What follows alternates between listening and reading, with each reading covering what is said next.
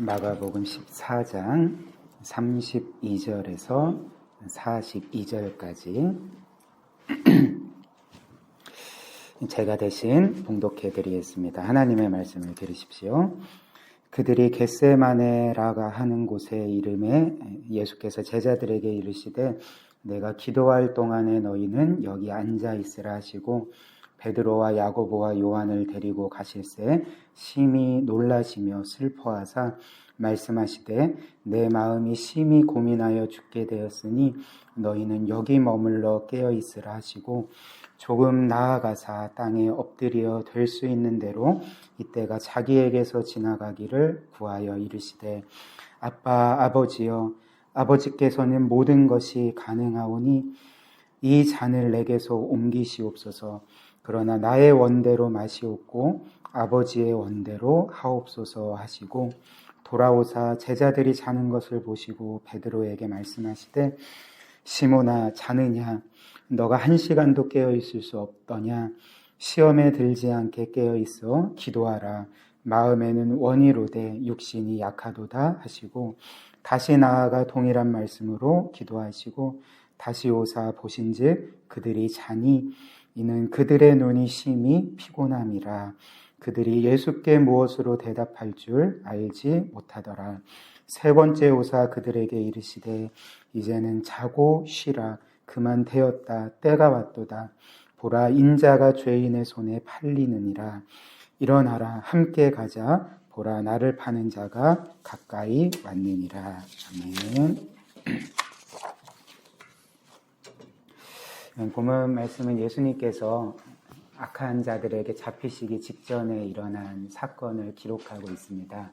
우리가 잘 알다시피 예수님께서 겟세마네라는 동산에서 기도하신 일을 기록하고 있는 것이죠.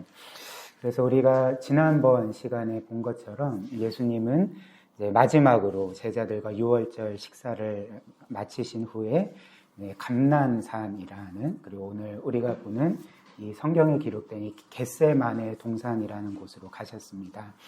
그래서 제자들 중에 세 사람 베드로와 야고보와 요한을 따로 데리고 동산 깊은 곳으로 가서 기도하시고자 했던 것이죠.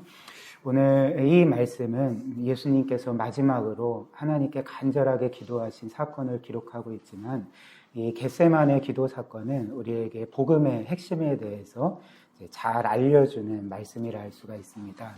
그래서 저는 오늘 이 말씀을 통해 여러분들과 세 가지 부분으로 복음의 진리를 살펴보고자 하는데요.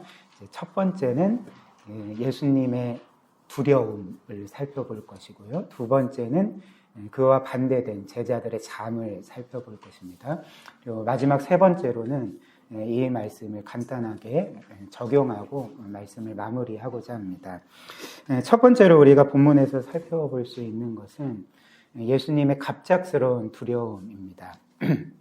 오늘 본문 말씀에서 보는 것처럼 이때 예수님은 평소와는 굉장히 다른 모습을 보여주시는 것이죠. 우리가 복음서, 특별히 사복음서 전체를 통해 나타난 예수님의 모습들을 볼 때 예수님은 그 어떤 상황에서도 어떤 것에 크게 놀라시거나 또 어떤 것을 크게 두려워하시거나 떠신 적이 전혀 없으셨습니다. 단 한 번도 그런 적이 없었는데 오늘 이상하게도 예수님께서 겟세마네 동산으로 가시는 중에 무엇으로 말미암아 크게 놀라시고 또 두려워하시고 굉장히 떠셨던 것입니다. 그래서 33절, 34절 말씀을 다시 보시면 이렇게 말씀하죠. 베드로와 야고보와 요한을 데리고 가실새 심히 놀라시며 슬퍼하사 말씀하시되 내 마음이 심히 고민하여 죽게 되었으니 너희는 여기 머물러 깨어 있으라 하시고 말씀드렸듯이 이 예수님의 모습은 우리에게 굉장히 낯설지 않겠습니까?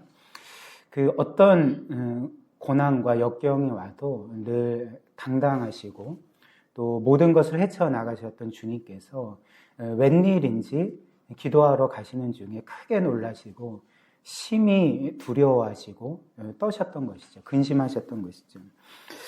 그리고 심지어 우리가 이후에 보는 것처럼 예수님은 성부 하나님께 기도할 때 아버지여 가능하시다면, 아버지께는 모든 것이 가능하신데 정말 하나님 아버지께서 뜻하신다면 이 잔을, 이 상황을 피하게 해주십시오라고 이제 말씀하실 정도로 지금 이 고통스러운 상황을 피하고자 하셨던 것입니다.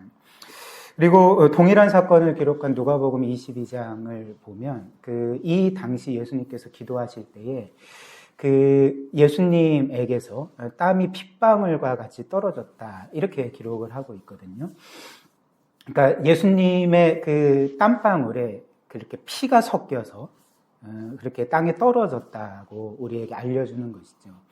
의학적으로 보면 한 사람이 감당하지 못한 어떤 큰 충격과 스트레스를 받을 때 몸 안에 있는 모세혈관들이 터지면서, 그래서 그 피가 땀과 함께 섞여 나올 수 있다고 합니다. 그러니까 예수님께서 지금 이런 일을 겪으셨던 것이죠. 무엇인가 큰 충격을 받으셨고 정말 극심한 스트레스 가운데 그분의 모세혈관이 다 터져서 그 피가 땀과 섞여서 마치 핏방울과 같이 땅에 떨어졌던 것입니다. 그렇다면 도대체 무엇이 예수님을 이토록 두려워하게 만들었을까? 무엇이 예수님을 이토록 깜짝 놀라게 만들고, 심지어 그 혈관이 터트려져서 그 땅구멍에 피가 나올 정도로 예수님을 괴롭게 한 것이 도대체 무엇인가라는 것이죠. 우리가 알다시피 예수님을 이토록 두렵게 만든 것은 이제 얼마 후에 예수님이 겪으실 그 십자가 고난과 죽음이었습니다. 그런데 제가 계속 거듭 말씀드렸듯이 아무리 십자가 고난과 죽음이 끔찍하고 고통스럽다 할지라도 우리가 아는 예수님은 늘 담대하시고 용기가 충만하시고 그 어떤 고난과 심지어 죽음일지라도 굴하지 않으신 분이신데 어떻게 이렇게 두려워하시는 모습을 보여주시는가, 좀 의아한 마음이 들 수도 있을 것입니다. 특별히 이런 모습은 사실 세상 사람들의 입장에서도 뭔가 잘 이해가 되지 않는 모습인 거죠. 왜냐하면 사람들이 어떤 한 종교의 창시자들이나 혹은 이 세상을 구하는 한나라나 혹은 이제 자신의 민족을 구하는 영웅들에게서 바라는 모습이 무엇일까요? 그러니까 어떤 고난이 닥쳐도, 심지어 죽음의 순간에 이를지라도 그 죽음을 전혀 두려워하지 않고 이제 그가 외치는 대의를 위해서 그 죽음까지도 넉넉하게 이겨내는 모습을 사람들이 기대하고 바라지 않겠습니까? 그리고 이 세상을 거쳐간 많은 그런 종교 지도자들이나 혹은 영웅들이 그런 모습을 우리에게 보여주었던 것이죠. 그런데 이렇게 본문 말씀에 나타나는 예수님처럼 그 고난과 죽음을 굉장히 두려워하시고, 그리고 가능하면 피하려고 하시고, 그리고 뭔가 이 고난과 죽음을 이겨내지 못할 것과 같은 모습을 보여주시는 것이 세상 사람들 입장에서는 뭔가 신뢰도 안 되고, 이분을 과연 나의 구원자로 믿을 수 있을까?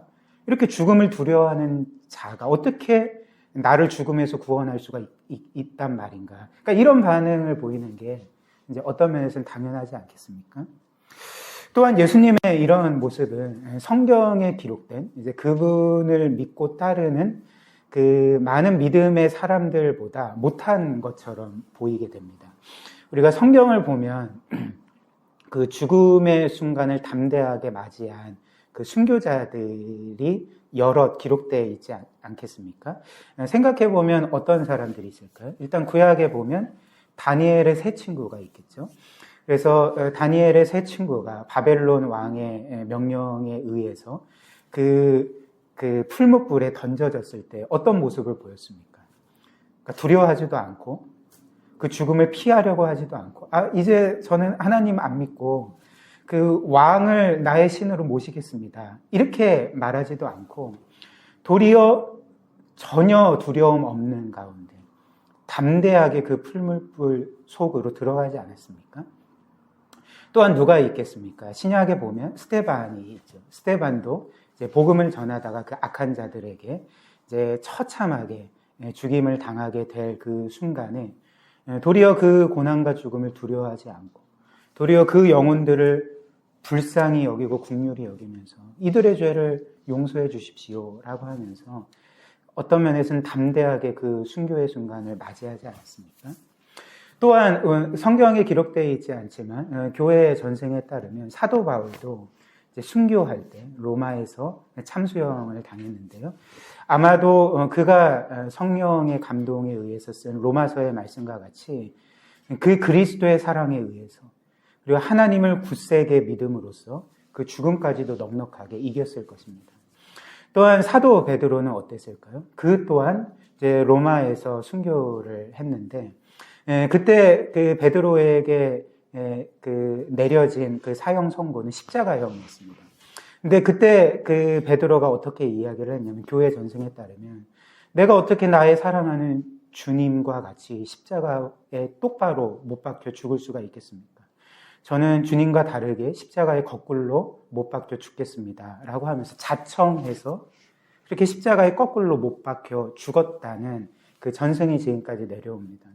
그러니까 베드로 또한 예수님과 똑같이 겪은 그 십자가 죽음을 전혀 두려워하지 않고 이제 담대하게 그 죽음을 맞아들였던 것이죠.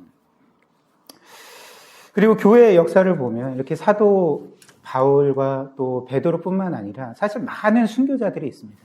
근데 그 순교자들이 하나같이 그 믿음으로, 굳센 믿음으로, 그리고 하나님이 이 순간에도 나와 함께 하신다는 그 확신을 가지고 정말 담대함으로 순교를 맞이했던 거죠.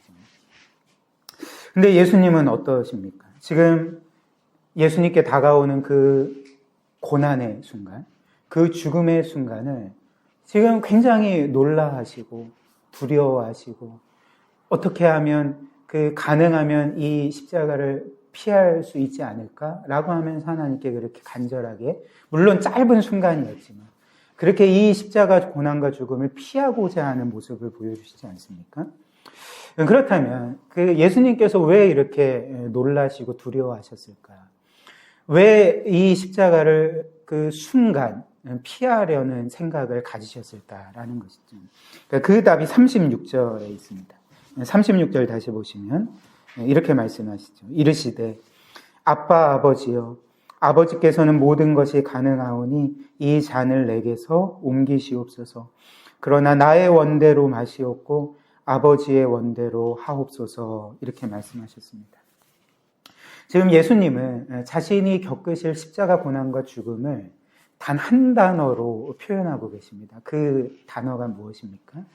바로 잔이라는 거죠. 그러니까 성부 하나님께서 나에게 주실 잔, 컵을 자신이 겪으실 그 십자가 고난과 죽음에 이제 빗대고 계신 것이죠. 그런데 그렇다면 예수님께서 말씀하신 성부 하나님께서 나에게 내리실 그 잔은 도대체 무엇을 의미할까? 그 고대 시대에서 이 잔이라는 것은 사실 그 심판을 의미했습니다. 죄인이 받을 그 형벌, 심판을 의미했던 것이죠. 그래서 고대 그리스에서 보면 여러분들도 잘 아시는 그 위대한 철학자 중에 한 사람인 그 소크라테스가 있지 않습니까? 그래서 그 소크라테스도 그의 대적들에게 모함을 받아서 결국 사형 선고를 받았는데 그가 어떻게 죽었냐면 그 독약이 든 그 잔을 마심으로써 죽게 되었던 거죠. 그리고 우리나라의 경우에도 옛날 사극을 보면 그 죄인들이 이제 사형 선고를 받고 이제 죽을 때 어떻게 죽습니까? 사약이라는 것을 이제 받고 이제 왕의 명령이다 하면서 마셔라 하고 이제 딱 마시면 이제 피를 토하면서 죽잖아요. 그러니까 서양이든 동양이든지 간에 이 잔이라는 것은 이제 죄인이 받을 형벌 심판의 의미를 하는 거죠. 근데 성경도 마찬가지입니다. 성경도 이 잔이라는 것이 어떤 것을 상징하냐면 그 죄와 죄인들을 향한 하나님의 진노와 심판을 상징하는 것이죠. 그래서 제가 나눠드린 설교 요약지에 보면 예레미야 25장 15절 말씀 한번 보십시오. 이스라엘의 하나님 여호와께서 이같이 내게 이르시되 너는 내 손에서 이 진노의 술잔을 받아가지고 내가 너를 보내는 바 그 모든 나라로 하여금 마시게 하라. 하나님께서 열방을 심판하실 때 어떻게 심판하고 계십니까? 그러니까 진노의 잔을 마시게 하시는 거죠.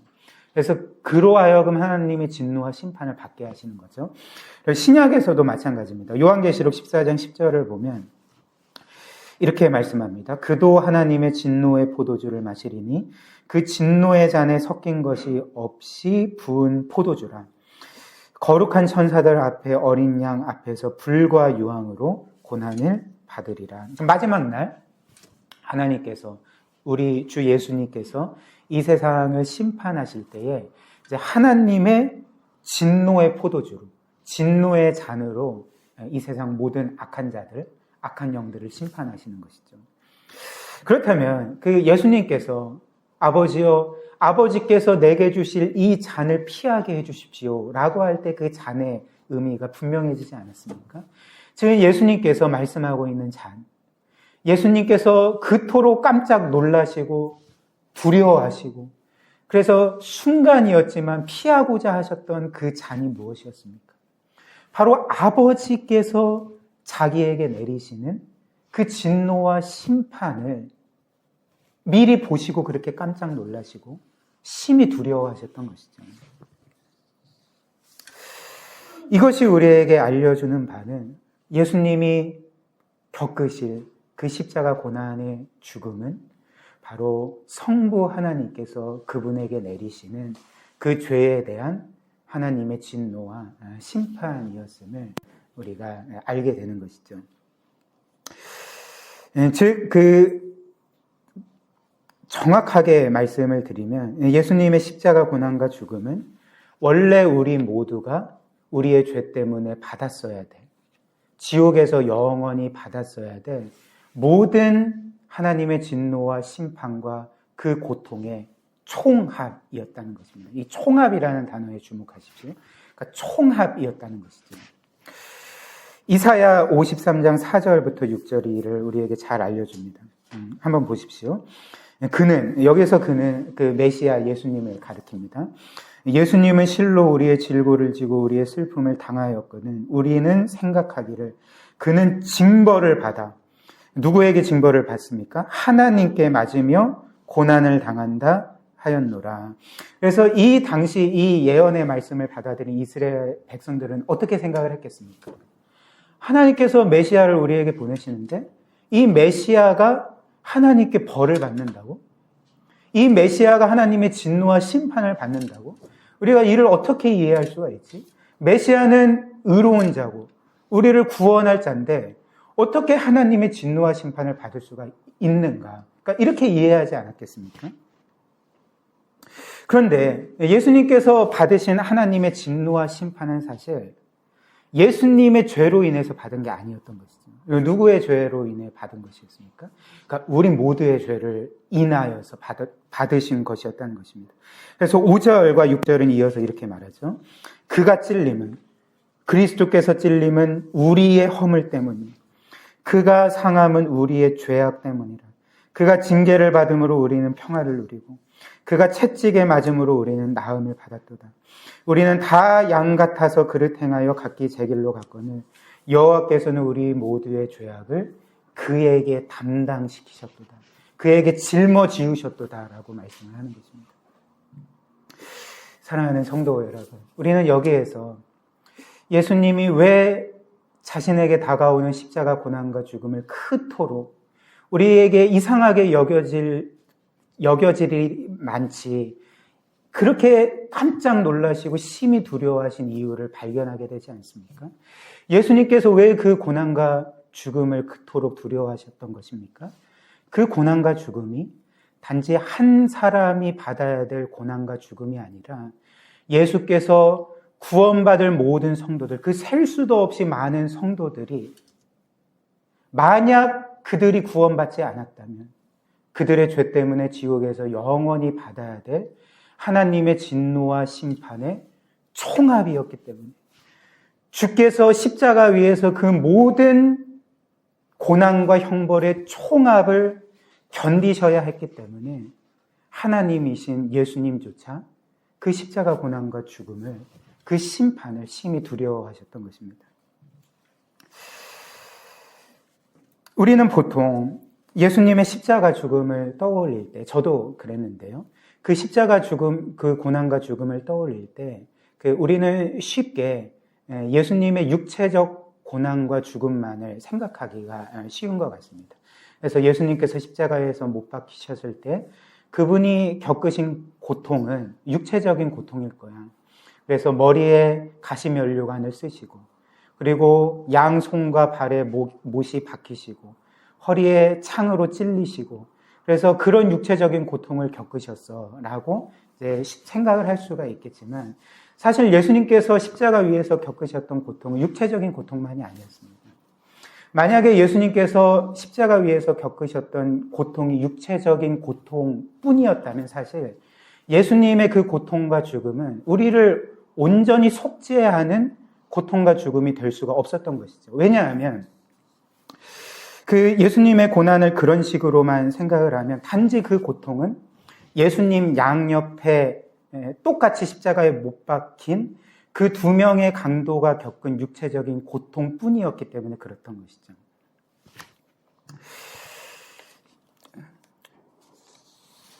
그렇기 때문에 예수님께는 단지 십자가의 육체적인 고통만 있던 것이 아니라 우리가 그것이 정확히 무엇인지는 알 수가 없지만 그분의 영적인 고통, 그분의 그 정신적인 고통이 있었음을 우리가 충분히 생각할 수가 있다는 것이죠.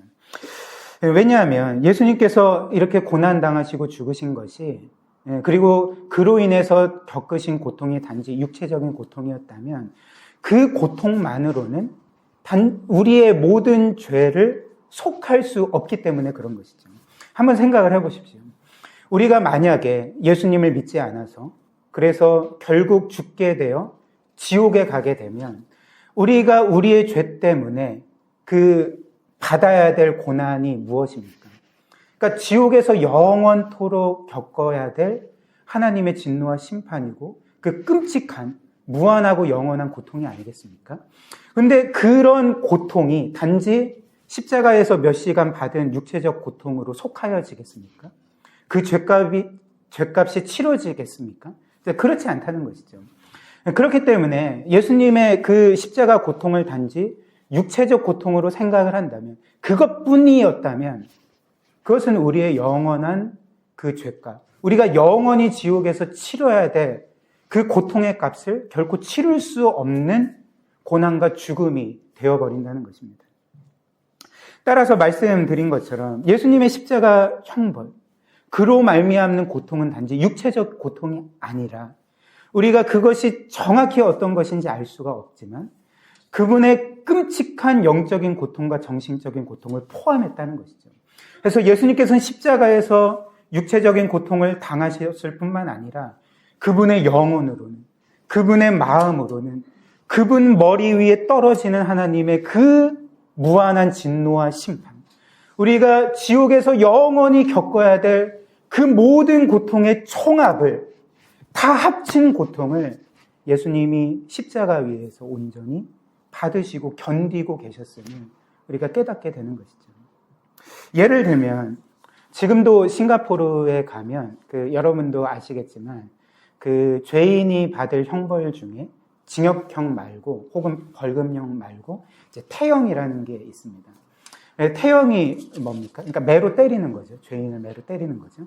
근데 우리는 어떻게 때릴까 생각을 해보면 그리 크겠어? 그리 아픈 벌이겠어? 그렇게 생각할 수 있지만 그렇지 않습니다. 그 싱가포르의 이 태형은 우리가 과거에 서당에서 이렇게 종아리, 회초리로 종아리 맞는 그런 게 아니라 제가 인터넷을 검색해서 이 태형에 대해서 좀 알아봤는데 이 매를 보통 한 번 맞으면 이제 살이 찢어지고 터지고 그리고 그 쇼크로 기절하는 경우가 많을 정도로 어떤 면에서 이렇게 끔찍한 고통을 주는 벌이랍니다. 그래서 16세 이상은 이제 아무리 죄가 커도 10대 이상은 맞을 수 없고 그리고 50세 이하는 정확하진 않습니다. 한 25대 제한된 그런 형벌이라고 합니다. 근데 예를 들면 어떤 한 사람이 이제 죄를 지었는데 그 사람이 태형 열대의 벌을 선고받았다고 합시다. 그렇게 한번 예를 들어봅시다. 근데 이 사람이 마침 그 심각한 병에 걸린 거예요. 그래서 지금 태형을 맞을 수 없는 상황이 돼버린 거예요. 그런데 그를 진정으로 사랑하는 가장 친한 친구가 이제 재판부에 찾아가서 이 친구가 지금 심각한 병에 걸려서 이 태형을 맞을 수가 없습니다. 그래서 제가 이 친구를 대신해서 그 태형 열대를 맞겠습니다. 그래서 이제 재판부가 허용했다고 합시다. 물론 이런 일은 일어날 수가 없지만 아무튼 그렇다고 칩시다. 그러면 이 친구는 자신의 그 죄를 지은 친구의 죄값을 치르기 위해서는 매를 몇 대를 맞아야 됩니까? 그러니까 10대를 맞아야 되는 거죠. 그러니까 태형 10대를 맞으면 자신이 사랑하는 그 친구의 죄값을 완전히 속할 수 있고 그 친구를 사법적 책임에서 자유롭게 하고 구원할 수 있는 거잖아요. 근데 예를 들면 그 친구가 이제 매를 맞는 거죠. 1대, 2대, 3대 맞는 거죠. 근데 너무 아파서 이제 9대에서 멈췄다고 합시다. 그러면 9대에서 멈추면 내가 지금 대신 맞아주고 있는 그 죄를 지은 친구의 죄값이 치러집니까? 치러지지 않는 거죠. 그 친구가 그 사법적 책임에서 해방될 수가 없는 거죠. 구원받을 수가 없는 거죠. 그러니까 그 친구의 죄값을 완전히 치르기 위해서 그 친구를 사법적 책임으로부터 완전히 해방시키고 구원하기 위해서는 반드시 매 10대를 다 맞아야 된다는 거죠. 그러니까 그 죄에 해당되는 벌을 남김없이 충분히 다 받아야지만 죄값이 치러지는 거죠. 제가 왜 이런 말씀을 드릴까요? 그러니까 예수님이 하신 일이 우리를 위해 하신 일이 이런 일이었다는 거죠. 그래서 예수님께서 우리가 구원받지 못했다면, 우리가 죄 가운데 죽었다면 지옥에서 영원히 받아야 될 그 모든 고통을 예수님께서 이사야 말씀과 같이 하나님이 우리 모두의 죄를 그분에게 담당시키셨고 그분은 사람이 되어 이 세상에 오셔서 우리를 위하여 십자가에 못 박히셔서 그 십자가 위에서 우리가 지옥에서 영원토록 받아야 될 모든 형벌의 총합, 남김없이 완전히 다 받으심으로써 우리를 그 모든 죄에서 해방시키고 구원하셨다는 것이 바로 이 성경이 우리에게 알려주는 복음의 메시지지 않습니까? 그리고 이것이 바로 예수님이 십자가 고난과 죽음을 그토록 두려워하셨던 일. 찰나의 순간이었지만 이 십자가 고난과 죽음을 피하고자 했던 이유가 바로 여기에 있었다는 것이죠. 그 하나님이셨던 예수님조차 그 어떤 상황이 와도 결코 굴하지 않고 용기를 잃지 않고 두려워하지 않으셨던 그 주님조차도 하나님의 영원한 진노와 심판이 너무나도 두려운 것이었기에, 너무나도 고통스러운 것이었기에 그렇게 죽을 정도로 힘들어 하시면서 괴로워하시고 두려워하셨던 것입니다. 그러나 결국 예수님은 그 고난과 죽음을 끝까지 견디시고 결국에는 모든 형벌을 우리 대신 받으심으로써 우리의 죄값을 치르시고 우리를 자유하게 하시고 우리를 영원히 구원하셨던 것이 바로 오늘 이 성경이 우리에게 선포하는 복음의 메시지인 거죠. 사랑하는 우리 귀한 성도 여러분, 오늘 이 말씀이 우리에게 선포해 주는 바, 알려주는 바가 무엇일까요? 이 말씀을 우리 각자에게 적용할 때에 이 말씀이 우리에게 계속 외치는 바가 무엇이겠습니까? 이것이 아닐까요? 예수님이 십자가에서 받으신 고난과 죽음은 바로 너희 때문이었다. 나 때문이었다는 거죠. 그분이 십자가에서 받으신 고난과 죽음은 단지 불특정 다수를 위한 것이 아니라 혹은 그냥 뭉뚱그려서 우리 주님은 모든 구원받을 그리스도인들을 위해 죽으셨지. 그러니까 이 정도가 아니라 바로 나의 죄 때문에 주님이 그렇게 고난받으시고 죽으셨고 나의 죄값을 치르시기 위해서 그렇게 끔찍한 하나님의 영원하고 무한한 그 진노와 심판을 견디셨다는 것을 오늘 이 성경이 이 메시지가 우리에게 끊임없이 외치고 선포해주고 있는 것이 아닙니까? 그리고 그만큼 우리 주님이 우리를 사랑하셨다는 것을 이 말씀이 우리에게 알려주고 있는 거죠. 우리는 이 메시지를 왜 강조해야 될까요?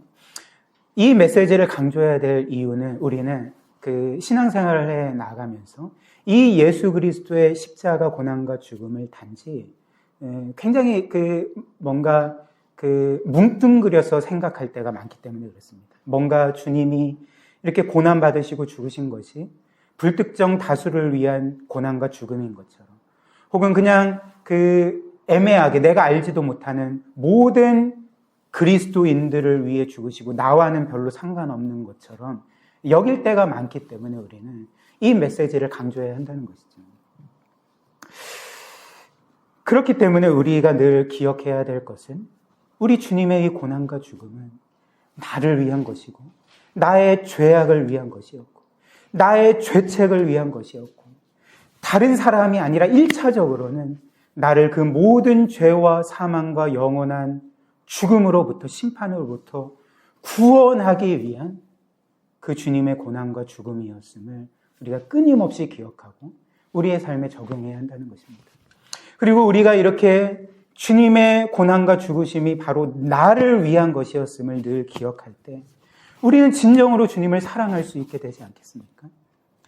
우리가 원하고 바라고 이루고자 하는 것들을 이루지 못할지라도, 우리가 원하는 것을 얻지 못할지라도 이 주님께서 나를 위하여 그토록 고난받으시고 죽으셨다는 이 사실 하나만으로, 그 놀라운 사랑으로 나를 구원하셨다는 그 사실 하나만으로 우리는 그 주님을 사랑할 수 있게 되고 감사할 수 있게 되고 그 주님을 진정으로 예배할 수 있게 되지 않겠습니까? 또한 우리는 이 십자가 죽음이 바로 나를 위한 것임을 늘 기억할 때 우리는 하나님과 사람 앞에서 진정으로 겸손해질 수가 있는 것이죠. 한번 생각을 해보십시오. 우리가 어느 때에 살면서 어느 때에 영적으로 교만해집니까? 여러분들은 그 신앙생활을 하시면서 언제 영적으로 교만해지십니까? 결국에는 내가 과거 하나님 앞에 죄인일 뿐이었습니다. 하나님의 그 진노와 심판을 받아 마땅한 죄인이었음을 잊어버릴 때 우리는 영적으로 교만해지는 거죠. 그래서 내가 뭔가 다른 사람들보다 선한 것처럼, 의로운 것처럼, 그리고 늘 나의 생각과 판단과 행동이 전적으로 옳은 것처럼 생각하게 될 때 우리는 이렇게 영적으로 교만해지지 않습니까? 그러나 오늘 말씀처럼, 이 말씀이 우리에게 가르쳐주는 것처럼 나의 고난과 죽음이 너희를 위한 것이다. 내가 그렇게 처참하게 죽임당하고 하나님의 진노와 심판을 온 몸과 영혼으로 받은 것이 바로 너의 죄 때문이다. 이 십자가를 우리가 기억하게 될 때, 내가 그 정도의 죄인이었음을 깨닫게 될 때 우리는 결코 영적으로 교만해질 수 없고 하나님과 사람 앞에 겸손해질 수밖에 없게 되지 않겠습니까? 그리고 이 예수님의 십자가를 우리가 끊임없이 바라보고 기억할 때에 우리는 우리가 지은 죄를 이제 더 이상 가볍게 여기지 아니하고 심각한 것으로, 무거운 것으로 여기게 되는 것이죠. 왜 그럴까요? 예수님의 그 십자가 고난과 죽음이 바로 다른 사람의 죄 때문이 아니라, 1차적으로 다른 사람의 죄 때문이 아니라 내가 살면서 지금도 짓고 있는 그 죄가 예수님을 십자가에 못 박았다는 것을 그 십자가를 보고 깨닫게 되기 때문에 예수님의 십자가의 의미를 아는 사람은 결국 그 죄를 가볍게 여기거나 가볍게 짓거나 그렇게 할 수가 없게 되는 것이죠. 도리어 내가 과거에 지었던 죄, 또 현재 짓고 있는 죄, 미래에 지을 죄들을 심각하게 여기고 무겁게 여기고 아주 작은 죄일지라도 나의 사랑하는 주님을 못 박았다는 사실 때문에 마음 아파하며 그 죄와 치열하게 싸우게 되지 않겠습니까?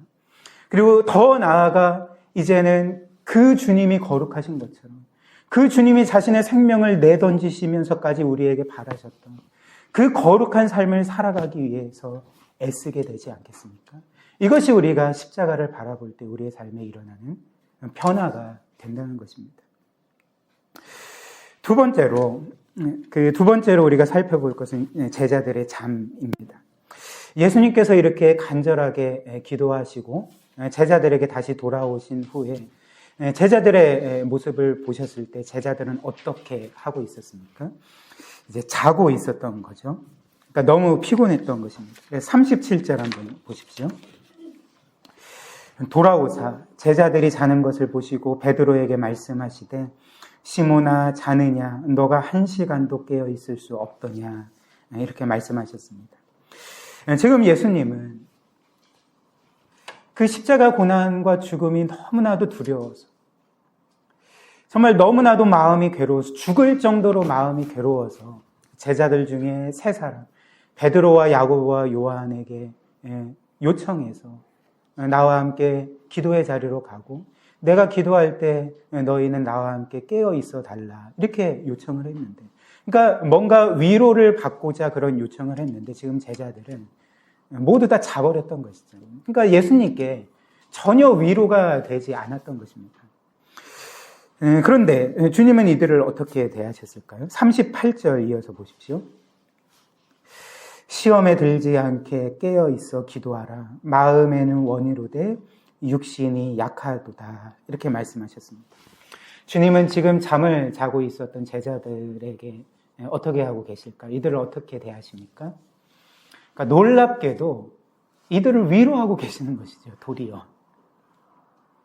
이들의 연약함을 헤아리시고 이들을 위로하고 계시는 것입니다. 사실 제가 이 말씀을 보면서 내가 주님이었다면 어떻게 반응했을까? 나의 평소의 모습을 생각해 볼 때 나는 어떻게 반응했을까? 딱 이런 말이 나오더라고요. 너희가 육신이 약하여서 잘 수 있지만 너희가 마음이 원했다면 너희가 나를 향한 마음이 강했다면 너희가 어떻게 잘 수가 있냐? 너희가 자는 것은 지금 나에 대한 마음이 없어서 그런 거야. 너희같이 배은망덕한 놈들은 처음 본다. 그러니까 이렇게 말하지 않겠습니까? 여러분들은 이런 마음이 없으십니까? 저만 그렇습니까? 그렇잖아요. 화나면 저 마음은 있었는데요. 무슨 너가 마음이 있었다면 그렇게 하겠냐 하면서 막 다그치지 않겠습니까? 근데 오히려 주님은 이들에게 너희가 육신이 약하여서 잠을 자지만 너희 안에 있는 마음은 그렇지 않다는 것을 내가 안단다. 그러니까 마음을 헤아리시고 그들의 연약함을 헤아리시고 도리어 그들을 위로하고 계시는 거죠. 사실 지금 주님의 상황은 누구를 위로할 상황이 아니었습니다. 제가 말씀드린 것처럼 지금 주님은 극도의 스트레스와 그 두려움 가운데 너무나도 괴로워하시면서 그래서 누구를 위로하기보다는 도리어 지금 위로를 받아야 될 상황이셨던 것이죠. 그렇기 때문에 제자들에게 위로를 받기를 원하셨지만 도리어 그렇게 잘못하고 실패한 제자들의 마음을 그들의 연약함을 헤아리시고 그들을 도리어 위로하시고 그리고 그들이 무안해하지 않도록 그들의 마음이 낙심하지 않도록 그들의 마음을 돋구어 주시는 모습을 우리가 보게 되지 않습니까? 즉 예수님은 그분의 요한복음에 기록된 말씀과 같이 제자들을 사랑하시되 끝까지 사랑하셨던 것이죠. 이런 이유로 히브리서 4장이 다음과 같이 우리에게 말해줍니다. 히브리서 4장 15절과 16절입니다. 우리에게 있는 대제사장은 우리의 연약함을 동정하지 못하시리가 아니요 모든 일에 우리와 똑같이 시험을 받으신 이로되 죄는 없으시니라. 그러므로 우리는 긍휼하심을 받고 때를 따라 돕는 은혜를 얻기 위하여 은혜의 보좌 앞으로 담대히 나아갈 것이니라. 이처럼 주님은 우리의 마음을 아시는 분이시죠. 우리의 마음을 헤아리시고 우리의 육체의 연약함을 헤아리시고 심지어 우리도 괴로워하며 어쩔 줄 몰라 하는 우리의 죄성조차도 헤아리시는 분이시고 그래서 우리를 위로하시는 분이십니다. 왜 그럴까요? 그러니까 오늘 이 말씀과 같이 주님께서 우리와 똑같이 시험을 받으셨지만 죄는 없으셔서 우리의 연약함을 누구보다도 잘 알고 계시고 우리의 마음을 그 누구보다도 잘 알고 계시고 그래서 그 누구보다도 우리를 위로하시고 다시금 세우실 수 있는 우리의 대제사장이시기 때문에 그렇다는 것이죠. 그렇기 때문에 주님께서는 우리의 죄와 잘못을 지적하시기는 하나 주님께서 우리의 죄와 잘못을 지적하시기는 하나 그러나 그 이면에 있는 우리의 연약함도 헤아리셔서 우리가 낙심하지 않도록 위로하시고 죄를 지었지만 주저하지 않도록 다시금 기회를 주시고 회복시켜 주시는 것이 바로 주님이 늘 우리에게 행하시는 일이라는 것입니다. 그래서 주님은 우리에게 늘 이렇게 말씀하시는 것과 같지 않겠습니까? 내가 너희의 죄악들을 안다. 너가 죄를 지은 것, 잘못한 것, 실패한 것을 다 안단다. 그러나 나는 또한 너희의 마음을 알고 또 너희의 연약함을 헤아리고 있고 너희가 마음으로는 나를 사랑하고 나의 뜻대로 살고자 하는 것을 안단다. 그렇기 때문에 너희는 나에게 나아오라. 내가 너희를 용서할 것이고 너희를 다시금 일으켜 세울 것이고 너희를 회복시켜 줄 거다. 그리고 너희는 나의 은혜의 힘으로 다시금 일어서 나의 뜻대로 살아갈 수가 있을 거다. 끊임없이 우리에게 이런 복음과 행복의 메시지를 주고 계시는 것이죠. 마지막으로 우리가 이 말씀을 적용하면 좋겠습니다. 우리 주님께서 오늘 겟세마네 기도의 모습 가운데 우리에게 보여주시는 것처럼 주님이 우리를 이토록 사랑하신다. 우리를 이토록 헤아리시고 위하시는 분이라면, 위로하시는 분이시라면 우리는 어떤 상황에서든지 우리가 어떤 죄를 지었든지 간에 어떤 잘못과 실패를 했든지 간에 늘 담대함으로 그 은혜를 의지하여 주님의 은혜의 보좌 앞으로 나아갈 수가 있다는 것입니다. 팀 켈러 목사님께서 지금은 은퇴하셨지만 그분이 30년 넘게 목회하시면서 성도들에게 가장 많이 들었던 말 중에 하나가 이런 것이랍니다. 그러니까 이제 목회를 오래 하시면서 성도들이 자주 목사님께 이런 말씀을 드렸다는 거죠. 목사님의 설교를 통해서 제가 하나님이 저를 너무나도 많이 사랑하신다는 것을 알게 되었습니다. 그리고 하나님이 저를 그토록 위하시고 늘 저를 신실하게 대하신다는 것을 알겠습니다. 그러나 저는 여전히 하나님께 나아가기가 힘듭니다. 나아갈 수가 없습니다. 왜냐하면 하나님이 저를 신실하게 대하실지라도 저는 하나님을 신실하게 대할 자신이 없기 때문에 그렇습니다. 저는 여전히 죄를 짓고 여전히 잘못을 하고 여전히 실패해서 하나님께 신실하지 못할 때가 너무나도 많은데 제가 어떻게 하나님께 나아갈 수가 있겠습니까? 그러니까 이 말을 목회 30년 동안 가장 많이 들었다고 합니다. 그런데 성경이 우리에게 말씀하는 바가 무엇일까요? 그러니까 결코 그렇지 않다는 거죠. 왜 그렇습니까? 원래부터 우리는 우리의 신실함으로 하나님께 나아갈 수 있는 자가 아니기 때문에 그런 거죠. 원래부터 우리는 우리의 신실함으로 인해 하나님께 받아들여지도록 예정된 자가 아니라는 것이죠. 우리는 오직 우리를 향한 예수 그리스도의 신실함 때문에 하나님께 나아갈 수 있고 하나님께 받아들여질 수 있기 때문에 우리의 신실함이 어떻든지 간에 우리가 하나님을 향해 신실하지 못한 것은 아무런 문제가 되지 않고 우리를 향한 하나님의 신실함으로 우리는 늘 그 은혜를 의지하여 담대하게 그 주님의 은혜의 보좌 앞으로 나아갈 수 있다는 것이 히브리서 말씀의 요지가 아니겠습니까? 우리 귀한 사랑하는 여러분, 주님께서 결코 우리에게 하실 수 없는 말, 천지개벽이 일어나도 우리에게 결코 하실 수 없는 말이 무엇인지 아십니까? 그 말은 이것이죠. 내가 이제 너를 버린다라는 말이죠. 이 말을 결코 하실 수가 없다는 것입니다. 왜 그럴까요? 주님께서 십자가 위에서 성부 하나님께 철저하게 버림을 받으셨기 때문에 그런 것이죠. 또한 주님은 우리에게 이제 내가 너를 정죄한다라고 말씀하실 수도 없습니다. 왜 그럴까요? 주님께서 십자가 위에서 우리 대신 하나님의 진노와 심판을 받으심으로 이미 정죄당하셨기 때문에 주님은 결코 우리를 정죄하실 수가 없는 분입니다. 도리어 그분의 고난과 죽으심으로 우리를 구원하시고 하나님의 자녀로 삼으시고 언제든지 그분을 믿음으로 그분께 나아가는 자들을 받아주시고 회복시켜 주시고 새롭게 해주시는 분이 바로 우리 주님이라는 것입니다. 이 겟세마네 기도를 통해 나타난 주님의 사랑과 그 은혜를 우리가 늘 기억하고 우리를 늘 끊임없이 헤아리시고 위로하시고 받아주시는 그 사랑과 은혜를 기억하면서 우리가 끊임없이 믿음으로 주님께 나아갔으면 좋겠습니다. 그래서 주님 안에서 늘 힘을 얻고 위로를 얻고 새롭게 세워지고 주님을 위해 살아가는 그 귀한 은혜가 우리 사랑하는 모든 성도님들에게 있기를 주님의 이름으로 축복합니다.